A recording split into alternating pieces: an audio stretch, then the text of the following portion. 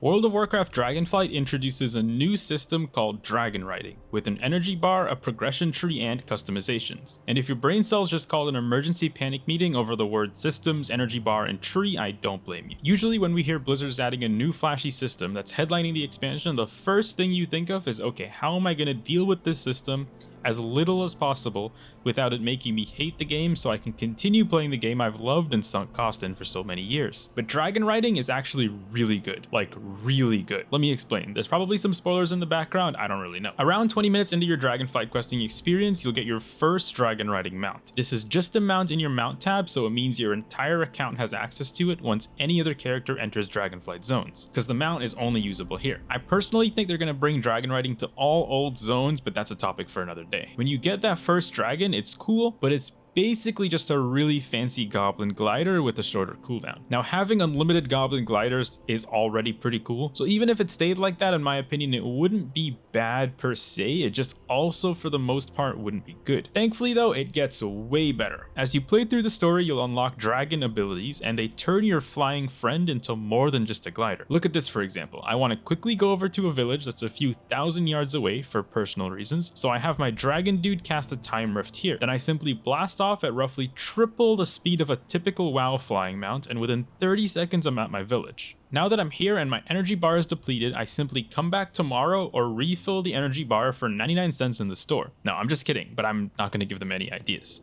The energy refills when you're not on the mount, or when you're on the mount on the ground, or it refills even faster if you're flying super fast. Now this is the unupgraded dragon still, because you get all those abilities just throughout your first time questing. On beta, the talent tree is kinda scuffed looking, but it functions. And it's called a talent tree, but there aren't really any choices, so it's kinda like BFA and Shadowlands talent trees in a sense, except you eventually just get all the nodes with a couple choice nodes, but once you read and unlock them, they aren't really compelling choices, so maybe we can see some iterations there from Blizzard. The talents let you do cool things like regen energy much faster while flying, get up to 6 energy point things, and then regen energy faster when you're on the ground, as well as even faster when you're gathering things. None of the talents are turbo cringe trade-offs, they're all just improvements. And there's a super simple way to unlock them. Every mob you kill in the Dragon Isles will drop 1 dragon essence, and every 100,000 dragon essence you get gets you a talent. And it's crazy that that sounds so believable. How did it get this bad? The way you really unlock the talents is by doing these dragon riding challenges. They call them glyphs, but between you and me, that's a horrifically bad name when there's already something called glyphs in the game, but whatever. Glyphs are basically targets in the sky that you have to use your dragon riding brain cells to get to. There's 10 per zone, so 40 in total, and some of them are in comedically high areas. So remember I said dragon riding is basically a super fancy glider? Well, gliders don't really like to go up, so it'll be pretty funny to watch people get some of these glyphs, and also definitely fun.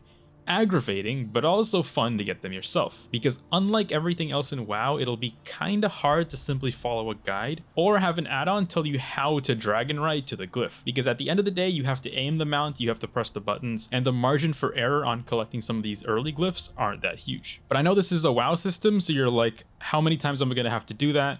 Here's the best part. On beta currently, it's fully account-wide. Now, spending the talent in the tree itself is not account-wide, so you'll have to click the talents you want on each character, but getting the glyph is an account-wide achievement, and you need to complete each glyph challenge one singular time to get all the points in the entire expansion. For now, at least. Again, there's no stupid locks, time gates, or trade-off, it's all just good. But after talking about all of that, I can't even begin to mention how much dragon riding just improves questing. Now, I hate questing. I like leveling up and getting new abilities, but actually doing the quests, I would never do them if they didn't progress me to a goal. But dragon riding kind of changes that. I'm sure everyone who is watching this at some point has just idly flown around or ran around a city in WoW while like on the phone or watching Netflix or YouTube or something. You just like pace back and forth, or try to fly under things for literally no reason. Dragon riding takes that to the absolute next level. Again, I don't like questing, I just like empowering my character and unlocking better gameplay, but there are many times I've found myself just going up to a cliff to jump off and see how far I can ride my dragon. And the time rift ability you saw me put down earlier lasts 3 minutes with a 1-minute cooldown, so you can TP back through the rift and then glide down again. It's just so good. And quests where you have to avoid NPCs or kill a certain one, or the chains where you just talk to NPCs across the planet over and over, they're made so much nicer because you're basically faster than anyone's ever moved in the game, period, and it's just fun. And the animation of mounting the dragons is also really great. Not to mention you can customize each dragon, so so all their features and colors and eyes and the level of blindness are all customizable. These customization options are unlocked via a bunch of ways, so achievements, quests, side quests, or even like rares, treasures, and dungeon bosses. So this will be a thing you use to show off your dragon riding skill,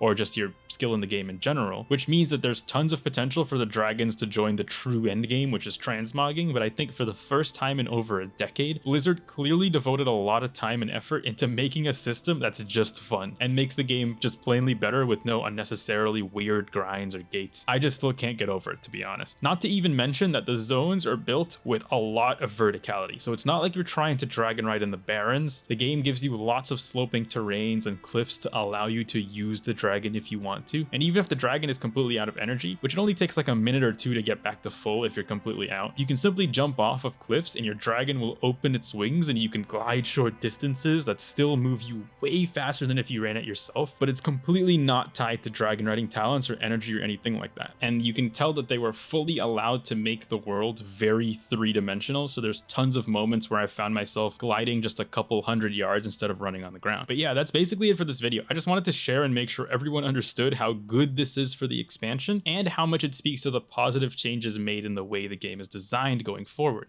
and what we can expect. That's all for now though. Later!